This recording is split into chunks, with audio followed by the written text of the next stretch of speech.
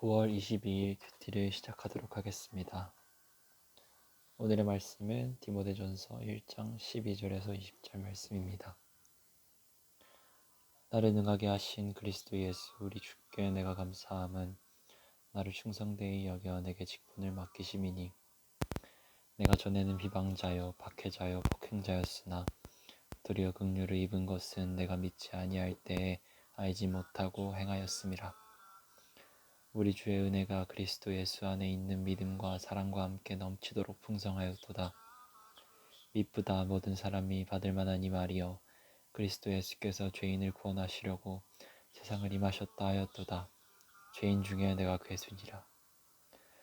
그러나 내가 긍휼을 입은 까닭은 예수 그리스도께서 내가 먼저 일체 오래 참으심을 보이사 후에 주를 믿어 영생 얻는 자들에게 본이 되게 하려 하심이라.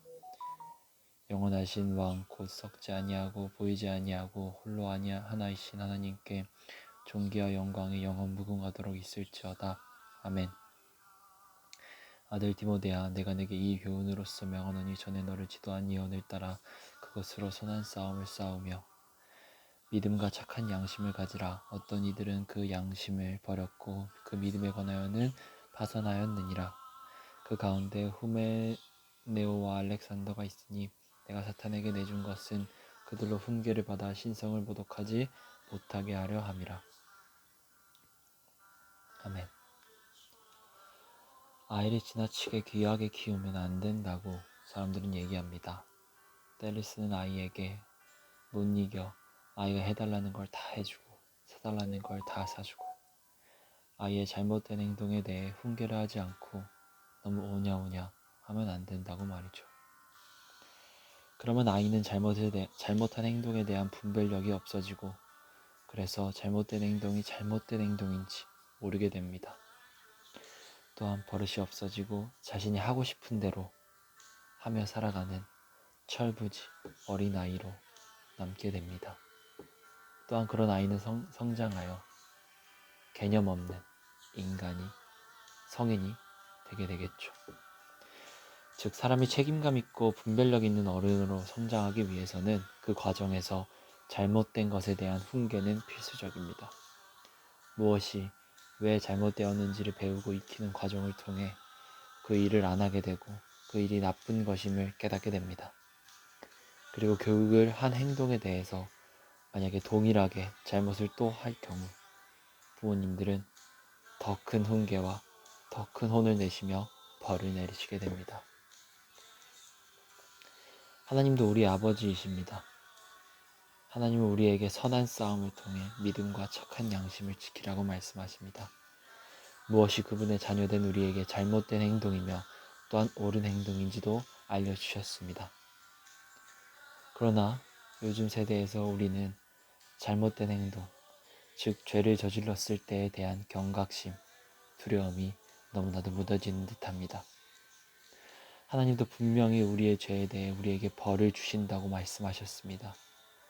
죄의 삭은 사망이며 그에 상하는 벌을 주시며 우리에게 깨닫게 하십니다. 죄의 무거움을 깨닫게 하시며 죄를 다시는 가까이 하지 않기 위해서 벌을 주십니다.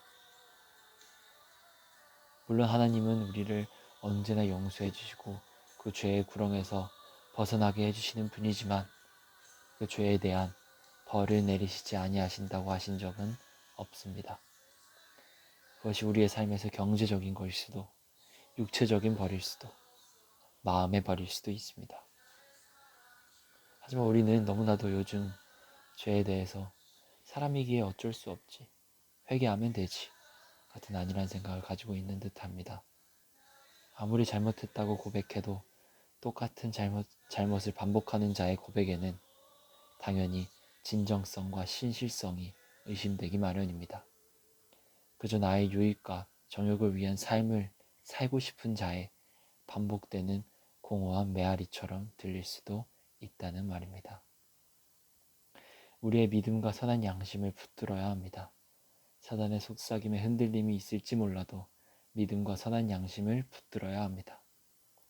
또한 바울처럼 같은 공동체라 할지라도 잘못한 부분에 대해서는 정확하게 지적하고 이야기해 주어야 됩니다.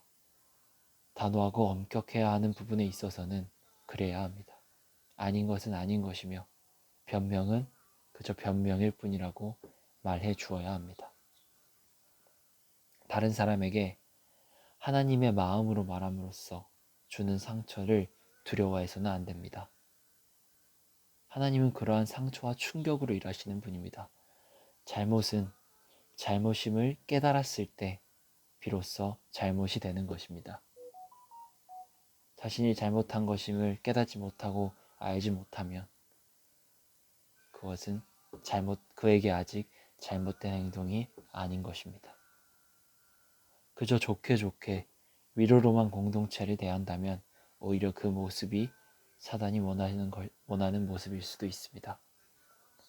제가 만약 사단이라면, 그래서 공동체를 분열시키고 싶다면 이렇게 말할 것 같습니다. 나는 옳다. 너도 옳다. 모두 옳다. 모든 사람은 옳다. 그럴 수 있다. 괜찮다. 다음에 하면 된다. 한 달 뒤에 하면 된다. 내일부터 하면 된다. 와 같은 말들을 외치게 할 것입니다. 우리는 강인해져야 됩니다. 우리는 연약해서는 안 됩니다. 선한 양심과 믿음을 가지고 강인해져야 됩니다. 진리는 상대적이지 않습니다. 절대적인 기준입니다. 아닌 건 아닌 것입니다. 아멘. 제가 기도하고 마무리하도록 하겠습니다. 사랑의 하나님 감사합니다. 오늘도 말씀을 읽게 하시고 말씀을 묵상하게 하심 너무나도 감사합니다. 지금 우리가 죄에 대한 분별력을 가지게 하시고 죄를 그저 아무것도 아닌 것으로 취급하는 것이 아니라 죄의 삭은 사망이요 죽을 수밖에 없는 우리를 주님께서 건져주신 것임을 깨닫게 하여 주시옵소서. 죄의 무거움과 막중함을 깨닫게 하시고 두려워하는 그러한 마음을 가지도록 하여 주시옵소서. 다른 이들에게도 그저 괜찮다고 그저 그럴 수 있다고 말하는 것이 아니라 잘못된 것에 대해선 잘못됐다 말하고 아닌 것에 대해선 아닌 것이라 말하며 우리 모든 공동체가 올바른 방향으로 나아갈 수 있도록 훈계와 채찍질도 할 수 있는 그러한 강인한 믿음을 주시옵소서. 또한 그러한 채찍질과 훈계에 무너지는 것이 아니라 다시 한번 깨닫고 다시 한번 마음을 다잡고 주님 앞에 나아갈 수 있는 강인한 믿음과 선한 양심을 우리에게 허락하여 주시옵소서. 오늘도 이 말씀 붙들고 살아갑니다. 죄에 대한 무게감을 깨닫게 하시고 죄에 대한 막중함을 깨닫고 살아가는 삶 되게 하여 주시옵소서. 이 모든 말씀 예수님의 이름으로 기도드렸습니다. 아멘.